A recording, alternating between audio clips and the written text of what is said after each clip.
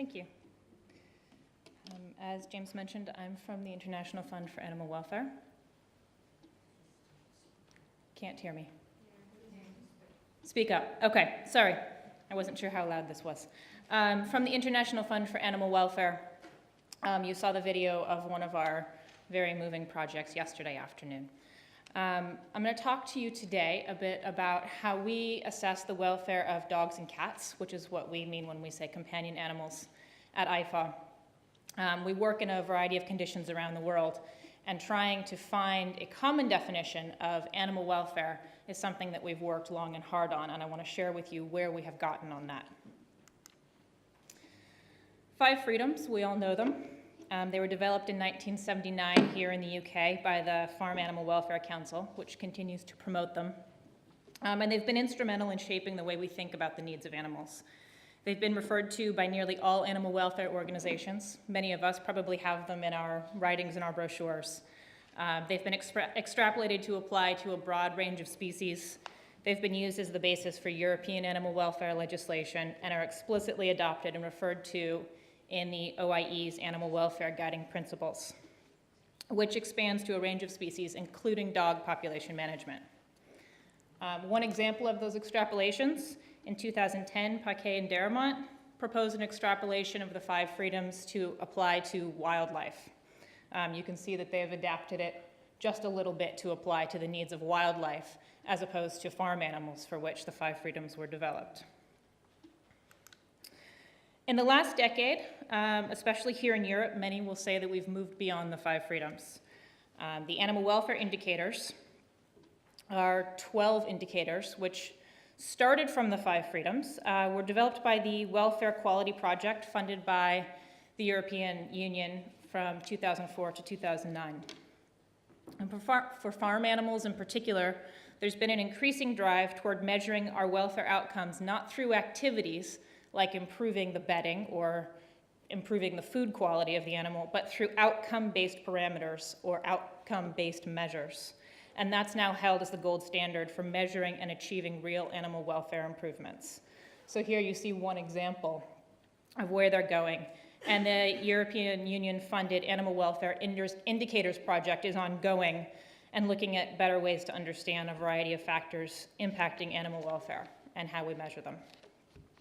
But within the companion animal field, we're still struggling with this notion.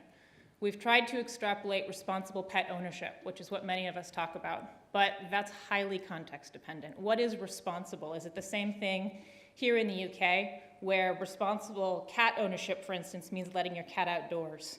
In the US, there's a debate about whether responsible cat ownership means never letting your cat outdoors. So it's not a common definition that we can all agree on. So when we work in communities, we often find them struggling to explain what they want people to do about dogs and cats, and they often fall back to the 5 freedoms. But how do you explain to her that her cat has a right to the freedom of movement? What does it mean to him that his dog has the right to express species-specific behaviors? How do you talk to them about the right of their animals to have a freedom from hunger? We don't advocate that their animals don't eat, but talking about the freedom from hunger might be a challenging concept for someone whose everyday existence is hunger or fear, or perhaps restricted movement.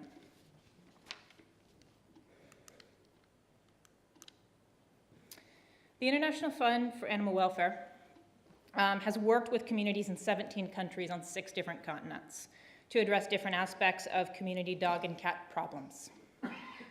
By problems, we mean issues as wide-ranging as nuisance, roaming, stray animals, abuse and neglect, rabies, human safety concerns, or a lack of access to basic veterinary services.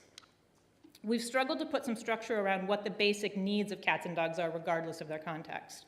What are the basic elements that we can recommend for dog and cat welfare in every community around the world? So starting with the 5 freedoms, my colleague, Michelle Morters, developed a definition called adequate guardianship. Please don't tell my communication staff that I came here to tell you that the International Fund for Animal Welfare strives for adequacy. It doesn't go over very well. And we've gone round and round with this. Where did we come up with adequacy? We've looked at human health and behaviors, human family and social services. We've come up with definitions like Winnicott's good enough mothering.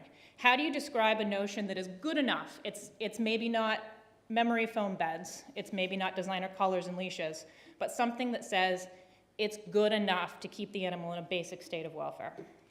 When we approach policymakers in communities around the world, they like to know that we're not coming in as a Western-based organization and advocating that they build dog parks in their township, or that they are putting their animals on orthopedic beds. That we're talking about a basic level of welfare that they can agree that will impact and benefit their animals and their communities. So like guardianship, it's a terrible term in terms of translation, and we are challenged with it. It reminds us that dogs and cats are domesticated species, and with very few exceptions, their welfare and their ability to peacefully coexist within our communities requires a human or a group of humans ensuring the basic conditions that they need. But less important than the term is the concept. So starting with the basic definition, we broke it down into the key elements that companion animals require anywhere to maintain a basic state of health and integration into our communities. We've tested the concept against our varied field experiences, and we find it to be an excellent tool for pinpointing the points of key concern for the animals we're aiming to help. So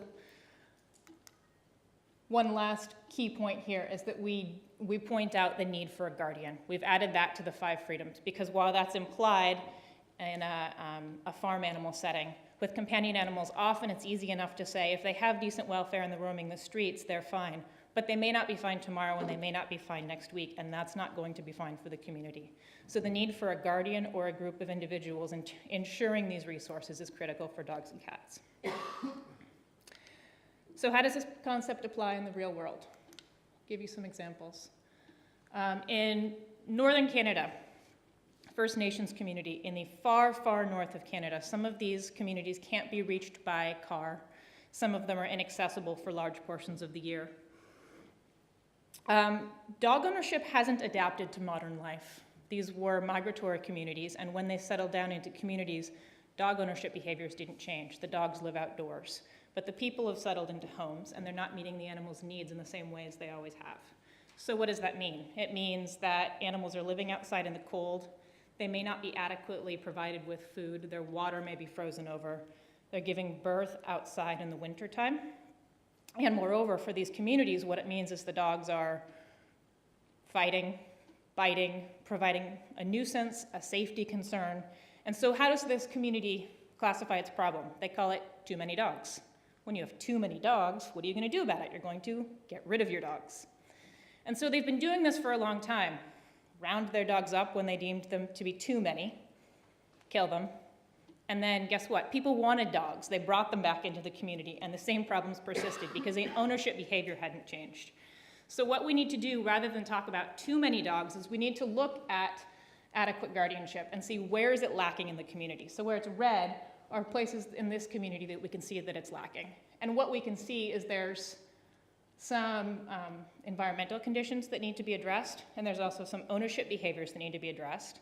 There's also a lack of basic access to veterinary resources, which is something we're engaged in providing, in addition to some outreach and working with the communities to better think about how they manage their dogs. Bali. Traditionally, tourists have gone to Bali from the West, and they see abandoned puppies on the side of the road. They see scabby dogs. They see venereal tumors. They see really sad-looking animals. And they said, gosh, the Bali street dogs, the Bali beach dogs. We've talked about them for years. And what they wanted to do about these Bali street dogs was sterilize them, or if you were from the communities, maybe kill them. When you look a little closer, what you find out is actually they're not street dogs. A lot of these animals are owned. When rabies came to the island in 2008, people got very, very scared. They didn't know what to do. They culled tens of thousands of animals. And although we're very pleased to report that because of a mass vaccination campaign, a number rabies incidence has dropped significantly, and culling has dropped significantly, but it hasn't stopped entirely. Why hasn't it stopped? It's not necessarily just because of the rabies threat, it's because there's a lack of knowledge. People are still scared, and they're not exactly sure what they're scared of. So while sterilization didn't fix their problems, and vaccinating didn't fix all of their problems, what they need is they need access to understand how to be better guardians of their animals and how to manage their populations. And so when we take a step back and we look at adequate guardianship within this community, we can see that there are a lot of additional needs that these communities need to understand in order to better manage their dog and cat populations. Last example. I think many of us assume that oftentimes people of lower socioeconomic classes aren't as good of guardians of their animals. In Germany, which many pets will consider to be pet paradise, generally things are very positive. But the portion of the population that is on public assistance often can't afford enough food to feed their animals on a consistent daily basis. And so their animals are already not in optimal health. Our wonderful organization that we partner with is called Tiertafel. It's the soup kitchen for animals. They provide food on a bi-weekly or monthly basis to animals that can prove that they're on social assistance and need a little bit of extra help to be good guardians for their animals. But what we were finding was that some of those animals were showing up to this animal soup kitchen very, very ill or nearly dying. Why was that in this country where there's excellent veterinary care? Because in Germany, there are minimum charges that vets are allowed to charge for their services. And if they charge less than that, or if they perform services for free, they can be sued by their neighboring vets or their vet association. And so these people whose animals already maybe weren't eating enough, who were already socially vulnerable, had no access to veterinary care. And so the fact that these animals were showing up at the soup kitchen and being checked for good guardianship, it might have appeared at first that it was a lack of guardianship, but it was a lack of access. And so that's when it's important to take a step back and to really look at what do they have. They do have guardianship. They do have companionship. They do have a lot of the basic needs, but they didn't have access to vet care. And by filling in that one little bit, you can have a tremendous impact on a community that's vulnerable. So why is this important? Why is having a checklist important? Because too often we have preconceived notions about what we need to do to fix a community's problems. Too often we select inappropriate tools or only address the symptoms of a problem instead of taking a step back to look at the root cause. So how would building a shelter in the community help these animals? How would doing a mass vaccination campaign, a mass sterilization campaign help this animal who's so neglected and unwell that he's unlikely to reproduce even if he ever got off that horrible chain? How would registration and identification help this dog who's suffering from a venereal tumor, but what you can't see is that his owners were sitting right over there. So he was identified and he's known to the community. It's that there's a lot of other problems impacting the welfare of this animal. So we use our checklist to better understand the complete picture and help us better address the needs of a community's animals.